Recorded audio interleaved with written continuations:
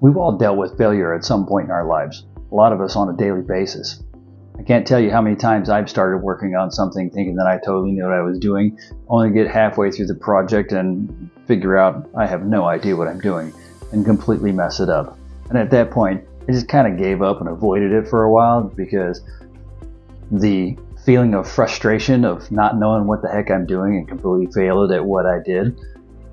But after stepping away from it for a couple of minutes, reassessing where I went wrong, took a different approach at things, I was able to finally figure out how to get this thing done or work my way through a project, and I was finally able to get it finished. Yay!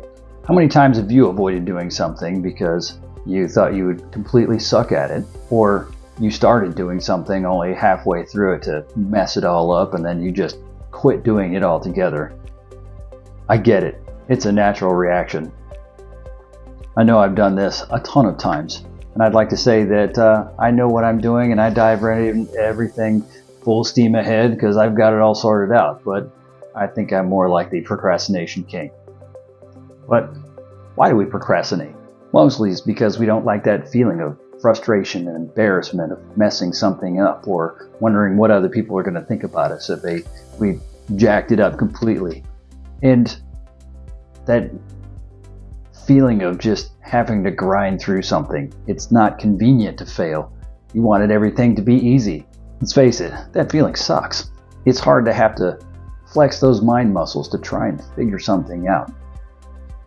Now I know we've all watched YouTube videos where you go on there and watch a how-to video and they make it look so easy. You can do this in 5 minutes. The easy DIY. Only to actually get into it and realize it's not as easy as they make it look on YouTube. Yeah, I get it. Sometimes it's easier to just avoid it than face the failure. There's been a lot of things that I haven't done because I dreaded that feeling of messing things up. I'm sure that you've gotten that feeling that the time or maybe the money that you spent on a project and that you've messed up has completely gone to waste. And if you've devoted some of your finances to this project, that hit in the pocket really hurts. In today's video, I'm going to show you how you can be successful by using failure to your advantage. I'm going to let you in on 10 ways that you can use failure for good. Let's face it, failure is an inevitable part of life, but it doesn't have to be the end of the road. In fact, there are many people who attribute their success to the lessons they've learned using failure. Here's 10 ways that you can harness the power of failure to move you forward. Number 1, embrace the learning opportunity. Every failure is a chance to learn and grow. Instead of dwelling on what went wrong, focus on what you can take away from the experience. To start using failure for good, you have to change your mindset about how you think about failure. Reframe how you see failure. Most people see failure as something that's bad or something that should be avoided, but changing your belief system to see failure as a tool to find the holes in your systems and processes, you can start to fix those areas and really start to see some progress. In the podcast Impact Theory, Tom Bilyeu, he said that failure is the most data-rich information system there is devised on the planet, and I couldn't have said it better myself. Failure has this way of showing you where your weaknesses are, so that way you know the areas that you need to improve to get better. Use failure as a way to learn. Learn where you need to improve. That way you can make those changes, move forward, and stop getting stuck in life. Number 2. Failure helps us build resilience. Facing failure head-on helps us to develop resilience, a crucial trait for navigating life's challenges. Each setback you overcome strengthens your ability to bounce back and come back even stronger. In the book The Talent Code by Coyle, they talk about how some of the top-performing athletes have used failure in their practice, and they fail on purpose to try and see where they are weak in and where they need to improve. And then they make their adjustments and they continue to practice and continue to fail and practice and fail. And by using that system of failure, they're able to learn that much faster. Number 3, refine your goals. Failure often provides clarity on what we really want. Use this as an opportunity to reassess your goals and refine your strategy. Adjust your approach based on what you've learned to increase your chances of success the next go-round. When you first start out at something, you might have a very broad outlook of what it is that you want to do. But failure really opens our eyes to things we may not have even considered, so that we can really drill down on what it is that we actually want to accomplish. Number 4, failure helps us develop our problem-solving skills. When things don't always go our way, we're forced to think creatively to come up with solutions. This process sharpens your problem-solving skills and equips you with the ability to tackle future challenges more efficiently and effectively. Tony Robbins has said that the 3 most important skills to tackle are 1. Recognize patterns. 2. Use those patterns. And 3. Create patterns. The more often you fail, you're able to hone your problem-solving skills, and you're able to recognize patterns in those things that you're working on. Take, for instance, those who might play guitar.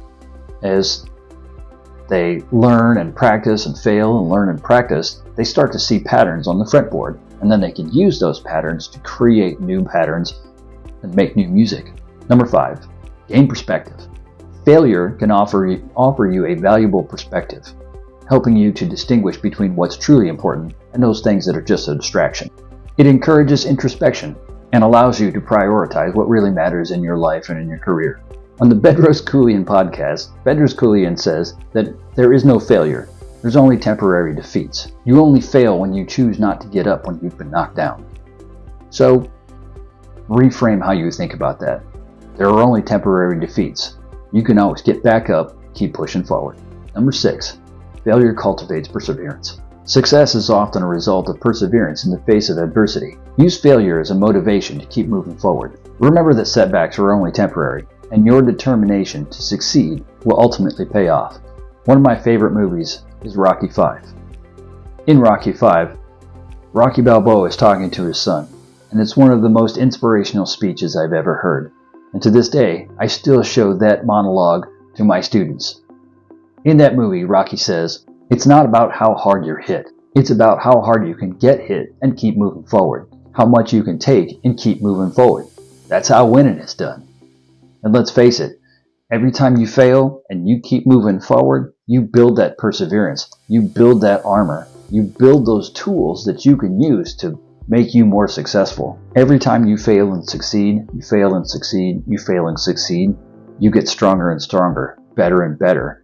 And then these things won't be hard anymore because you've failed at it so many times and you've built that resilience. You've built your inner armor that these things are a lot easier, and now you can tackle bigger projects. Number 7, you can use failure to inspire others. Sharing your failures and how you've overcome them can inspire others to get out there and try and fail themselves. Your story of resilience and growth just might be that beacon of hope and encouragement for that person who's struggling to take that next step forward.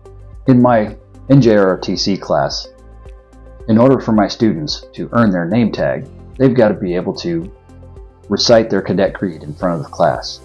Now, I've had a couple who have been petrified to get up in front of the class and speak and say their cadet creed because they're afraid of how they may be judged if they mess it up.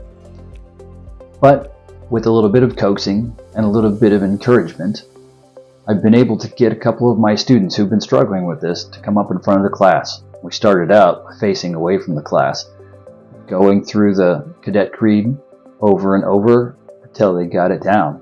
And then turned them around to face the class and went through it again, giving them that encouragement.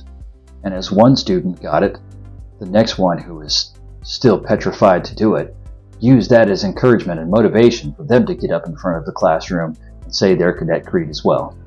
Number 8, it fosters humility. Failure has this way of humbling us and reminding us of our limitations. Embrace humility and remember that everyone makes mistakes. This encourages empathy towards others and fosters a supportive environment where learning and growth thrive. Number 9, it builds your confidence. Overcoming failure boosts your confidence in your ability to handle adversity.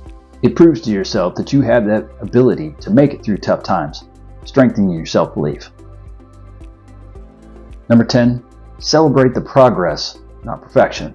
Instead of aiming for perfection, celebrate the progress along the way. Failure is a natural part of the journey toward success, and each setback you make moves you closer to achieving your goals, if you're willing to learn from it.